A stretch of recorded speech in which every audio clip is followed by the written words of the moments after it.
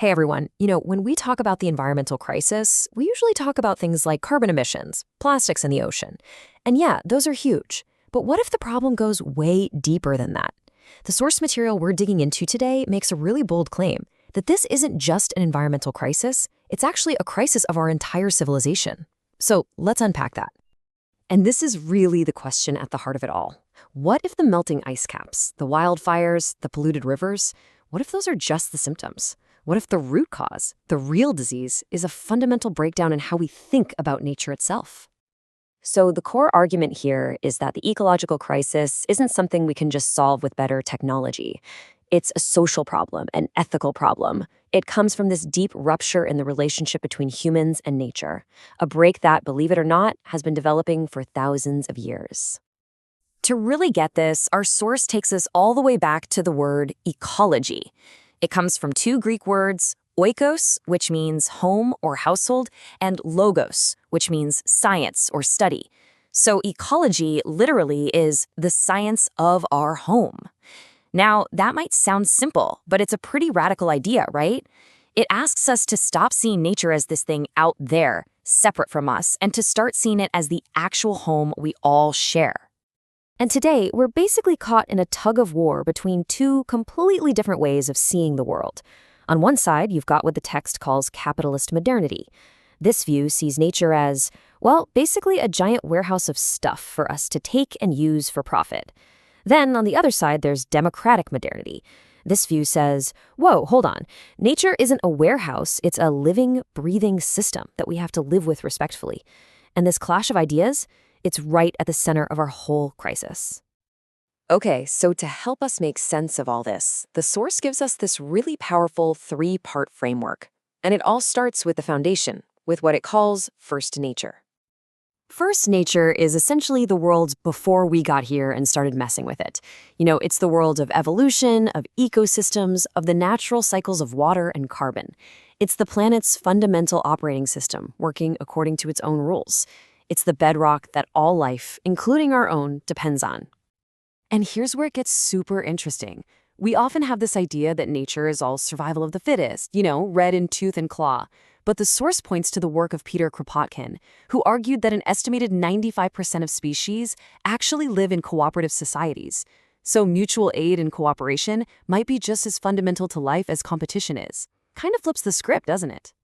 So if that's first nature, the world as it is, what happens when humanity shows up? Well, the world we build on top of first nature is what our source calls second nature. Second nature is, well, it's everything we've built. It's our cities, our farms, our technologies, our languages, our ideas. It's how we've reshaped the world to fit our needs. And this isn't necessarily a bad thing. In fact, for a long time, early human societies created a second nature that was actually pretty in sync with the world around them.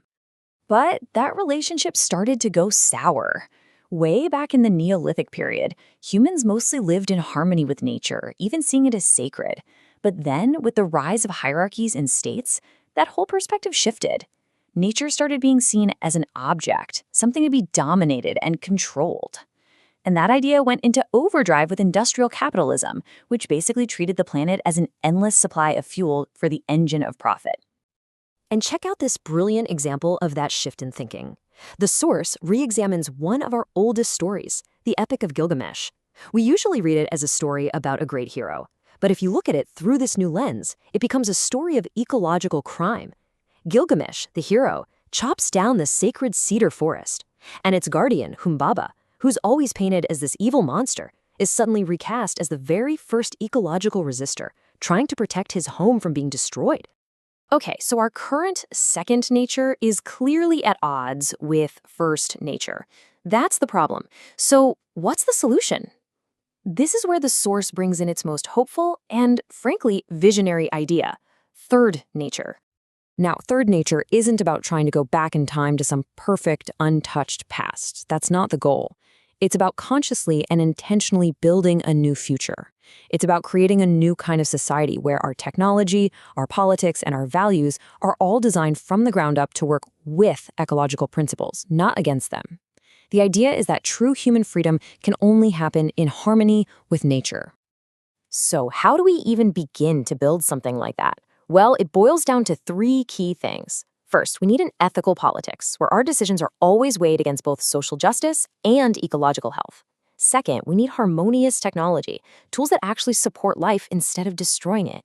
And third, we need a new definition of freedom, one that understands you can't have a free people on a dead planet.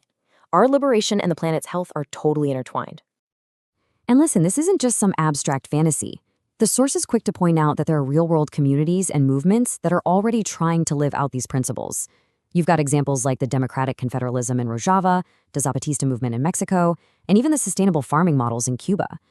These examples show that another way of living really is possible.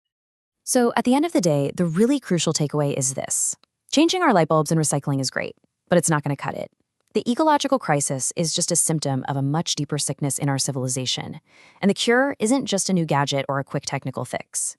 The source argues it requires a profound transformation of our society, our politics, and our entire way of seeing the world. Ultimately, this whole framework challenges us to think about ecology as more than just a branch of science. It asks us to see it as a project of freedom for both us and the planet. And that leaves us with a really powerful question to think about. What would our world actually look like? What would our lives feel like if we really, truly started treating the Earth not as a thing to be used, but as our home?